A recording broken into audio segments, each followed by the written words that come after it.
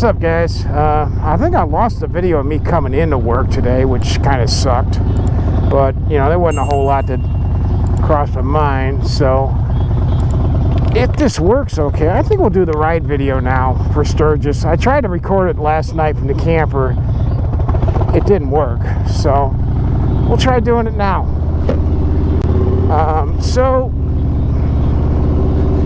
There's 4 primary rides I'm going to go over. Washboard. Yeah, there's 4 primary rides I'm going to go over here. 2 of which are definitely beginner rides. One's a long distance. Well, I mean, I guess 2 of them are kind of longer distance. But, yeah, 2 of which are long distance. Turn that off. Uh-oh. Yeah, 2 of them are kind of longer distance rides, but we'll start with arguably one that is in Sturgis and is legitimately a beginner ride, and that is Vinegar Canyon and Spearfish Canyon, which are they're decent rides, don't get me wrong. I'm not going to have access to my my maps here. I'll put links on so you can see it. I want to say that the Vinegar Spearfish ride is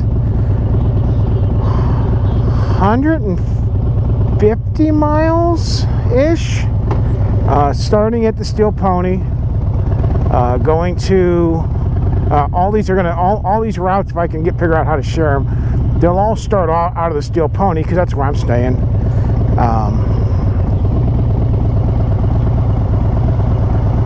So yeah, start at the Steel Pony, then to Black Hills Harley-Davidson, which is, you know, it gets you to Rapid City is the big thing. There's a ton of stuff around there too. You got all the vendor parks and stuff, and yeah, all that good stuff. What is this guy doing? Is he coming in here? Yeah, he's coming in here. All right, we good.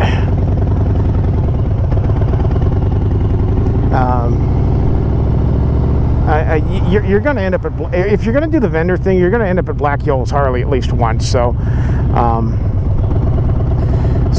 but it's going to take you through. So from there, there's a couple back ways to go through. To go through the area and end up at Vinegar Canyon first, because it's actually on the way back towards Sturgis from Rapid City.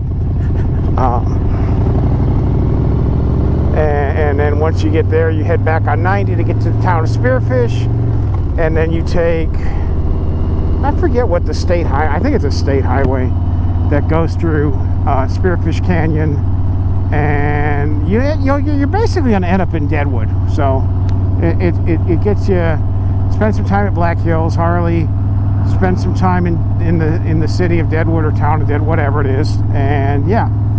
So, but then, like I said, I think it's 150-ish miles, and it should take you, if you just rode it, about probably 4 hours. It's a pretty, you know, if I was going to put it in a difficulty, I'd say it's probably, it's nowhere near the most technical. That'll be the big 3, which we'll talk about in a minute.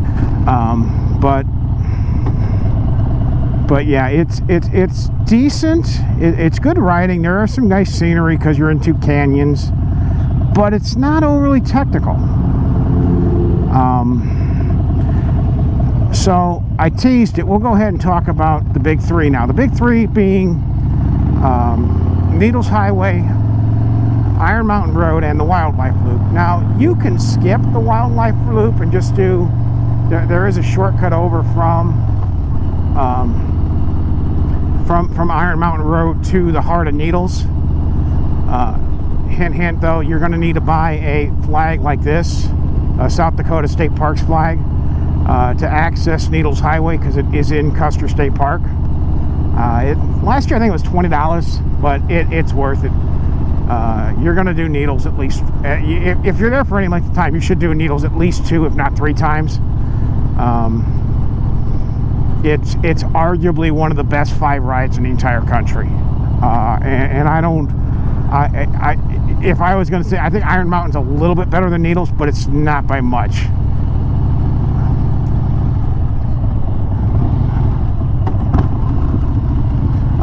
You're going to be on Needles. You're going to be on Iron Mountain Road. These are, I wouldn't say expert level riding, but they are advanced. They are severe. You have severe banks. You have 180 switchbacks. You have 270-degree pigtails. You'll have, switchbacks that are banked at probably 25-30 degrees. The only thing I will recommend is, if you have a road captain in your group, that road captain needs to be planning the turns, because if you don't, you will end up in a situation where you will be having to stop in the middle of the turn, and that's not good on Needles and Iron Mountain, because you'll go to put your foot down, and yeah, your foot is going to need to go down a good foot lower than the bottom of your bike, and over your bike goes, and yeah, it's not going to be good. You're going to, at best, you're going to drop your bike and scratch something, if not break a lever or a mirror or whatever. Just don't. Once you commit to go through a turn, you got to get through it. Don't try to dilly-dally. Just go. It backs up at the tunnels, because all the tunnels are, like all the tunnels are like 10 to 12 foot wide. They're not wide. They're probably wide enough for 2 bikes to pass, but a car and a bike, no. So be ready around the tunnels for stuff to back up. There will be park rangers and police officers in the area to direct traffic to tunnels with the paddle boards. So don't be surprised if you see that. The loop is going to be somewhere in the neighborhood of about 150 miles, and it's going to take you 4.5 hours if you just rode it. But it is arguably the ride that I know I am going to do at least 2, if not 3 days. It's that good. Technically wise, I think going down Needles is a little bit more technical, just because gravity. So your first time up, I would recommend going uphill on Needles. That means coming off of 385. But either way is going to be really, really good. It's a little bit easier to control your speed when you're going uphill versus down. Iron Mountain's not quite as technical, but I think the scenery is better on Iron Mountain.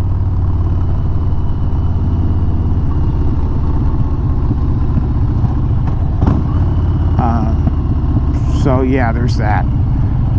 Now the 2 long distance rides I was talking about, let's start with the one I know I'm not going to do this year because I did it last year, and that is going to Little Bighorn. If you're into history, Bighorn is definitely a cool ride to check out. Just don't do it. If you do it on the Tuesday of the rally, which I want to say is August the 5th, I think. Whatever that Tuesday is, you want to be coming back through Wyoming on 90, not on 212. Because last year I made the mistake of doing it on Tuesday and coming back on 212 to try and miss the rain, which was fine, other than, yeah, people were getting let out of Topless Tuesday in El Zeta, which, yeah, it was not fun. We'll talk about some of the events still, and it'll probably be the next video. But so yeah, if you go on the Tuesday, you're going to want to come back in the afternoon on 90. The other thing is going to Bighorn. That also opens up the way to get, if you want to do Beartooth Highway. The only downside with Beartooth is that ride is too long to do in one day. You will have to get lodgings accommodations over there, because yeah, you just can't. You can't do it. I mean, it's going to be a 900-mile loop, and you're going to have, 200 miles, well, maybe 75 miles of absolutely incredible riding. That's going to take you 2 hours to do that 75 miles, but it's worth it. So you're going to need to find accommodations either in probably Billings or, yeah, probably Billings, or in, oh God, what's the name of the town where, Sheridan, Wyoming. Lodgings there will be a little bit cheaper than in Sturgis, but I would still expect a Super 8 to cost you $200 a night.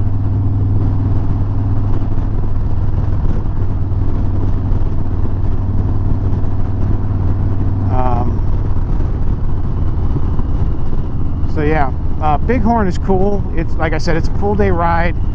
It's going to take you, it'll take, it's like, I think, a 570 mile loop to go to Bighorn, and then,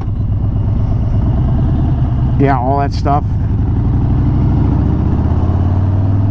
I'm still smelling flipping burning rubber.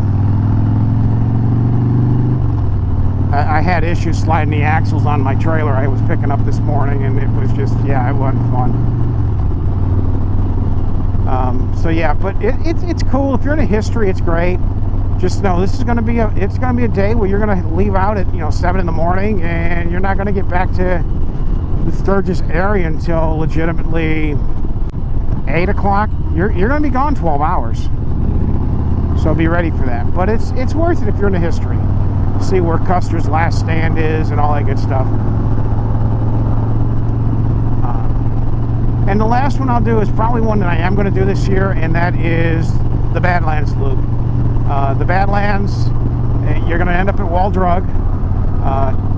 Now, to get into the Badlands, you are going to have a National Parks Pass, either the America the Beautiful or a day pass or whatever. You're going to have to buy a pass for the national parks. But it's really cool to go into the town of Interior, South Dakota.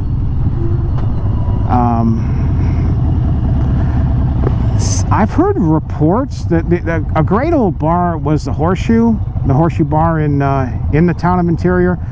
I've heard reports that it is open again. Now, I don't know if it's only going to be open around the rally, if it's only open in the summertime, and that's why they put down it was permanently closed. I don't know, but it might be closed. In addition, the town of Interior has a bunch of other bars and restaurants that you can find lodging in. So I would recommend head west or east on 90, hit Wall Drug first. If you're a veteran, if you're a veteran or active duty, you get a free coffee. I think it's a free donut with coffee, or free coffee and donut, or whatever. But you get some free stuff if you're a vet. So it's not a great donut, but it's free. So who cares?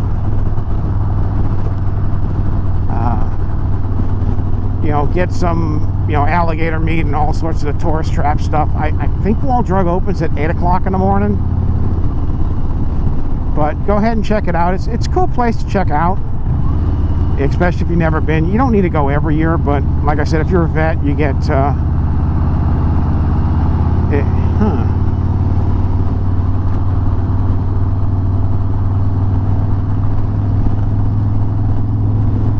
So yeah, I would recommend go to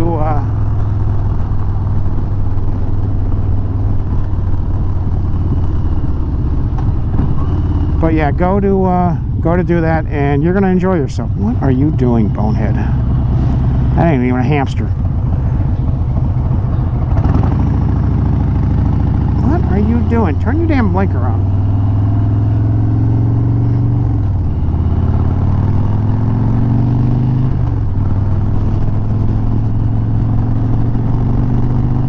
By the ballpark, where they've got the regional. Griffith is hosting the regional there this year. Tomorrow. That's tomorrow.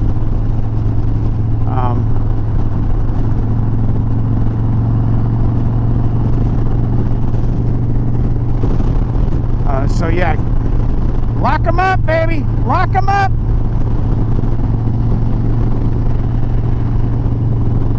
So, but yeah, from there you're gonna go in and do the Badlands Loop, which is South Dakota 240. Do it the whole way. Stop at the visitor center. Last year, 2 years ago, 22, when I was on my motorcycle trip, I got there early enough where it was actually, they didn't have the guard shacks open yet, so it was actually, I could get in for free, which was a bonus. So screw you, Uncle Sam.